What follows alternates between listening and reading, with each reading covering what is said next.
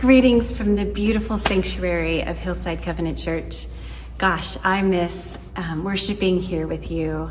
I look so forward to the day when this season of life is behind us and we can gather together in this place. I come to you with a particular message today. I want to share a part of my story in hopes that it can be helpful to somebody. It's not been that long ago that I was an advocate for all lives matter. And truly, all lives do matter. Jesus created us in his image. He loves each and every one of us. But that's not the point. That's not the point of this particular phrase. And that was part of my misunderstanding of really knowing what that meant. And my mind has shifted. I realized that my own opinion was driven by my own experience. And that's very limited. And as I began to do the work of being open, of having conversations with my brothers and sisters in the Black community, I was hearing a different story than the story that I knew. And over time, I began to understand things a little bit differently. One of the pieces of our history that I had no idea about was this idea of redlining.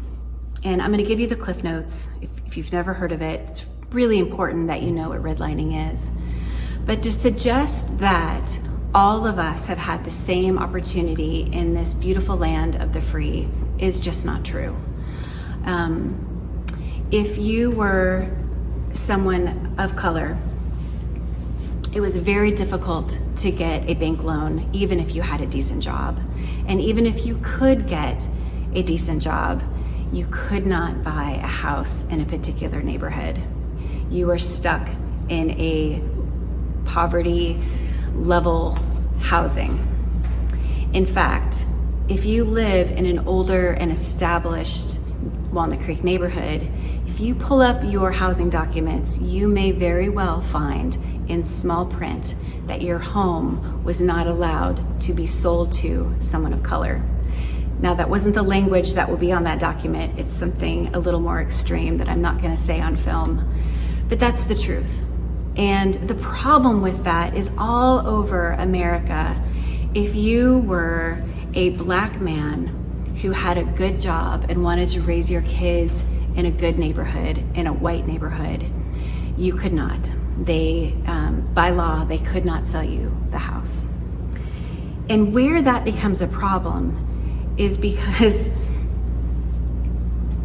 when housing prices began to go up and we began to sell, and this idea of home equity wealth kind of began to be experienced, it was only experienced by a certain race of people. And that continues to hurt the Black community today. So while it is true that in this land of the free and the brave that you can work hard and make all your dreams come true, the truth of the matter is that we were never on level playing fields. And when I understood that me and my Black sister didn't start off on the same level, that changed my perspective. And I just think that it is my hope that as we walk through every season in life, that I would remain open to all sorts of voices, that I would be inclined to pay attention to the voice of the oppressed and the cries of a people, and know that my understanding is limited by my own experience. So now I'm going to turn it over to, there's an interview that I have done with my friend Israel Solomon. He is a pastor at Harbor Church in LA, and he's just going to share a story.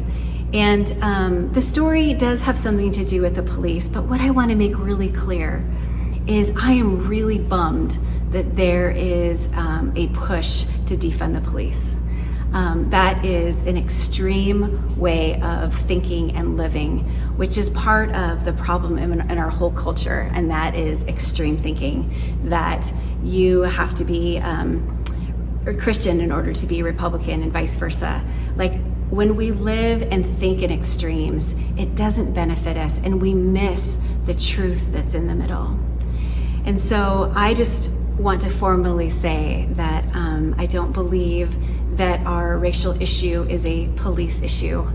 I think it is a white issue and an issue of not knowing our full history of where we've been, because I want to go somewhere different than what our history has dictated. With that, here is my friend Israel Solomon, and I hope you stick around and listen to what he has to say. Thanks. Hey, my name is Israel Solomon. I am the pastor of the Harbor Church LA Covenant in Los Angeles, South LA, in the Crenshaw district. So, thank you for having me, Joy. And yeah, thanks for hanging out for a few minutes. Of course. I was hoping maybe you would share a story about something real in your life. Yeah. So I grew up in Dallas, Texas, and currently live in LA, but I was actually born in Ethiopia. I was born in Ethiopia, and my parents and I came because we won a visa to come to America. And so we came and moved to America when I was 6 years old with my two older brothers, my mom and dad. And I particularly remember a time when I was in high school, and this happened quite a few times, but there's this one time that I just can't get out of my mind because it was actually really scary. My dad, I was on the swim team in high school, and I was on varsity. So we met early in the morning. Practice started at 6. I had to be there around 5:30, 5:15. So it was extremely dark. Not extremely, but it was dark, and my dad was dropping me off in swim practice again, 5:15, 5 o'clock in the morning. And as we were driving, my dad was driving his like really old truck. So driving, and my school was actually in a predominantly white area, pretty well off area. We lived on the other side of that. But anyway, so as we were driving to the neighborhood, my dad, I'm not sure what he did wrong because we never even got to that, but my dad got pulled over by cops. And my dad is, a pretty big guy, but very short. And, he had a thick Ethiopian, African accent. And so anyway, he didn't know too much about the culture in America. This is normal, this is about maybe a few years in America, and he was still getting adjusted to it. So anyway, this is his first time getting pulled over. And so he gets pulled over, and in our culture, it's very normal to befriend law enforcement, and there's not animosity between law enforcement. So in my culture, it's when someone even pulls you over, whatever it is, you get out the car to greet them, to say hi and things like that. And I remember I was sitting in the back seat of the truck, and I remember my dad, just saying, "Oh, what I did wrong," with a smile on his face, just super just happy. And I remember him opening the car door, and as soon as he like rolled down the window, he's like, "Hi," he didn't say a lot. I think he just said hi, hello, and then he like opened the car door, and he stepped out with his hands up like this. He stepped out with his hands up, not even to put his hands up. He's actually waving to them. Again, he doesn't know the procedure, right? So he steps out with, hands out the window, and he's like, "Hi," and as soon as he turns around, there was like 2 cops drawn with their guns out on my dad. And that was a scary moment for me. And they said, get down in the car, get down on the floor, get down on the floor. And they had all their guns drawn. And I understand where they were coming from. He was coming out of the car, but I remember he didn't get down on the floor, but I remember him saying, oh no, like in an accent, in a very, very thick Ethiopian accent. I remember him saying, oh, I'm sorry. I don't know, but he was still, he was still like in a threatening position, I guess you could say, he wasn't down with it. But I just remember him speaking and them hearing their accent. I mean, my dad's accent, and they immediately let their guard down. They put their guns back in their holster and they said, oh, you're not from this country, are you? And my dad was like, no, I'm from Ethiopia. I'm from Ethiopia. And they completely let their guard down. And that's been my experience a lot of my life. When people see my name on a paper, at first when I approach somebody or when I'm turning in an application for a job or whatever it is, the normal reaction to me has always been kind of a guard up. When people, especially people that were white, they would always have such guards, like, with me. But as soon as they see my name or they hear my name or anything like that, they would immediately let their guard down because they knew that I was not from America. And I've noticed that all throughout my life. And at first, I never noticed it until I realized that as I got older and even as I began to lose my Ethiopian accent, as I began to look more and more Americanized, people began to feel more threatened, with me. And I'm not a threatening guy, I've always had a baby face. That's what everyone tells me. And so anyway, so I began to notice that as a foreigner in this country, I had a privilege. I had a privilege because as soon as people realized that I was not from this country, that I did not pose a threat to them. But for my African American, Black American brothers and sisters, it's not that way for them. Even for me, I've been pulled over several times, searched, and all these things until, again, I wish I can tell you every time I get pulled over, again, they come with this threatening or threatened look or guard up, hands on their gun. And as soon as they see my ID, see my name is Israel Solomon, very, foreign name, I guess, completely let their guard. Oh, you're not, where you from? That's the first question I always get. Oh, where you from? I'm from Ethiopia. Oh, you're Ethiopian? Yeah. Oh, okay. And then everything else is fine. And so just knowing that, I think that has been my experience here in America so far, is that, on the surface level, I'm a threat when people see me physically or whatever. But when people begin to see, oh, he's not from here, he's from another country, he wasn't even born here and things like that. When I was younger, it was even worse, because I had an accent. But that's just kind of always been that's even how I got my job. I used to be a consultant for 7-Eleven corporate office. And, I was a very go-getter, and I would constantly go to different directors' offices. And I was really bold like that. I was young, straight out of college. I would go to different directors' offices and, hey, my name is Israel. Just wanted to introduce myself. And at first, they'd be like, what is, but they're like, they notice my features. Maybe they're like, oh, are you from here? Like, no. I'm like, and then they just there's this switch that happens when they recognize I'm not from this country.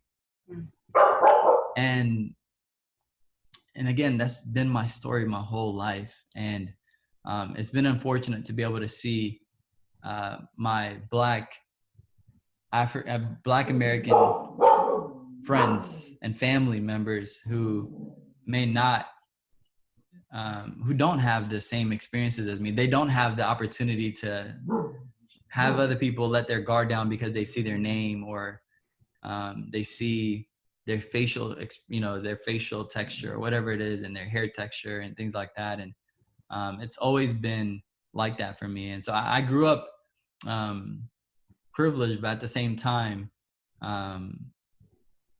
there was always that initial trauma that I've had of, I'm threatening on the outside, but once people see me, I'm acceptable. That if I'm not from this country, I'm hardworking because I'm from. Someone said that to me. Oh, you must be hardworking. Yeah, you are not the first person I've heard this from. This is a repeated story. Yeah. Actually, I remember this one time I was in line. This is actually kind of crazy. I just remembered when he said that. I was in line for a job career fair, and I remember going to the line, and I remember I was standing in front of another African guy. I think he's from West Africa, and so he came and he turned in his application. They saw his name, they saw his accent, and they were like, "Oh, okay, for sure. Yeah, we actually, you're from West Africa. We heard you guys work so hard. We'd love to have you in our company, and you guys would be such a benefit." All these things. And I kid you not, they hand him the application, or he hands them the application. He fills it out. He's like, "Oh, you'll definitely hear from us." All right, great. The guy in front of me, who is African American, comes, same interaction, as far as he turns in the application, and they said, oh, "Okay, yeah, great, good experience. But you know what? We're actually not looking to hire right now." Oh wow. And they're like, "But thank you. We'll definitely keep your file. We'll keep your resume on the file if anything comes up." But the way they reacted to a guy who with an accent completely different. Yeah. And this goes back to years. I mean, the idea of redlining. Yeah. That is a huge. I have a friend, an African American friend, who told me, my one of my friends who told me, "Hey, my dad had to get one of his white friends to pretend to be the one buying the house on the phone." Yeah. He would pretend to be the one buying the house. And this is in LA, South LA. And I think sometime in the 80s or early 90s, I forgot the time, but he would pretend to be, the friend. He would say his name and everything. And everything would go smoothly up until the point where they would actually meet the realtor in person. And when the realtor realized that, he was African American, he was like, "You know what? This house is actually not for sale anymore." Yeah. Immediately. The issue of redlining is one that is not well known among the white community. Yeah. That is a fairly new part of history that is just now being explored. Yeah. And I think it's because I think white people did a great job at hiding it. Mm-hmm. The fact that there are certain areas where Mm-hmm. Black people were not allowed to buy or rent. Yeah. Specifically, I mean, and that's why it was called redlining, right? They specifically outlined specific neighborhoods. Yep. Said, "Hey, you are not allowed to buy from this place," because as soon as a Black family would move into a neighborhood, the value of the neighborhood would go down just because of the color of skin. And this was written in document.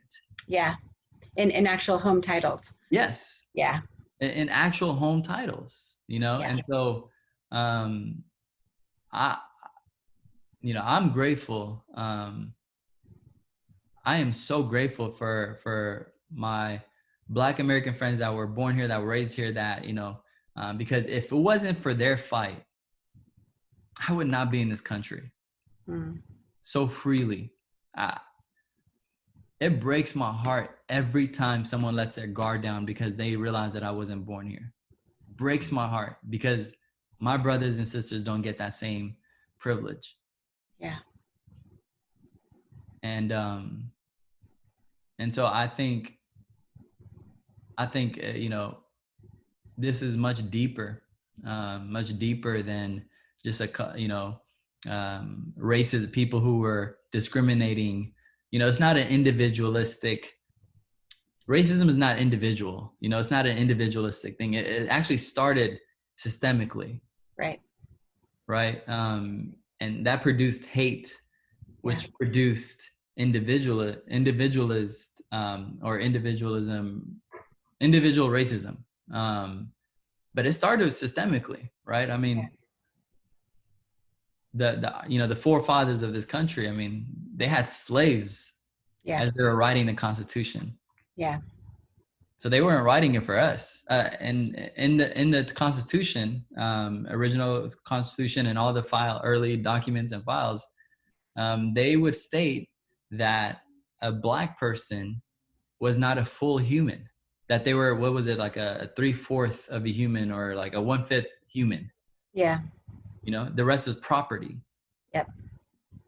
And so if me and you were to race, like just race, like running race or swimming race, and you had a 400-yard start, you know, than me, or before me, there's no way I would catch up. Mm-hmm. Unless you not only stopped, but you backtracked, Mm-hmm. and we were able to start at the same place. Yeah. You know, and that requires a lot of work. And I think that's why America is where we are today, is because our government is not willing to put in that much work, because it's been hundreds of years of progression for people, you know, people that are white, and it would take way too long to go back and to fix things in the system, you know? Yeah. And so, yeah. I'm so appreciative of you. Thank you for sharing your heart and a tiny, tiny fraction of your life. And thank you. I appreciate it. Yeah. Thank you for the opportunity. And I appreciate you giving me the voice to share. Surprised I didn't cry. Would have been okay if you did. Yeah. I think I've had enough crying for the past 2 weeks. Yeah, rightfully so. Yeah. But I appreciate you. Thank you, Joy. I really appreciate you. If there's anything that I can do for you, please let me know. Yeah. Anything, really. It's hard to know how to, you know. Yeah, I know. I appreciate you. I think what you're doing is great. You know, being able to give people voices, sharing people's stories. You know, even the Bible scripture tells us that there's power in our testimony. There's power in our testimony. Jesus said it. And I think it's powerful that people are able to hear people's testimony about the injustices that we face. Jesus consistently showed more attention to the poor, to the oppressed, and to the marginalized than any other group of people. And when he did approach the people who are wealthy and who are well off, the religious leaders, the influencers in the country or in the region, he would challenge them by telling them to give up their rights, to give up their money, to give it to the poor, and then come follow me. Yeah. You know? And as you know, as what we're reading, that Christianity spread so quickly in those early years because it was the poor and the peasants and the people who had no hope that had hope for the first time. If the gospel was, you know, on the rich, it would have died because it didn't serve them. It didn't serve them, yeah. And that's why Jesus would hang out with, you know, more people who are oppressed or are marginalized, or the you know, the lower, the scum of the earth people. Yeah. Because that's, I mean, you know, it's just essential today, you know, the 1% versus the rest, right? And Jesus would not be with the 1%ers. And if he was, and he would be with the 1%ers, he would challenge them to give up their lifestyle, to give up everything, to give up their human rights, to be able to help others. Yeah. Because that was what it was all about, you know? He would be turning over a table. Yeah, literally. So I think, you know, for me, that's why I came to know the Lord, just knowing that I'm, you know, living in Dallas. You know, I've been called the N-word, you know, my wife has been called the N-word, multiple times. And I'm talking about in 2016, especially when Trump got elected. Yeah. Man, I can't tell you the amount of hate that we experienced. I cannot tell you the amount of hate that we experienced because they finally felt like there was a president who represented their ideologies. Why else would this much hate be in the world? Why else is the world finally realizing, after hundreds of years of oppression, why is it in these past 5 years, that the world began to open their eyes? Think about it. Yeah. So anyways, I can go on all day about this, but yeah. We will do a part 2 soon. I would love to. Well, thank you. Yeah, you're very welcome. I appreciate it. I'll see you soon. Okay. Bye.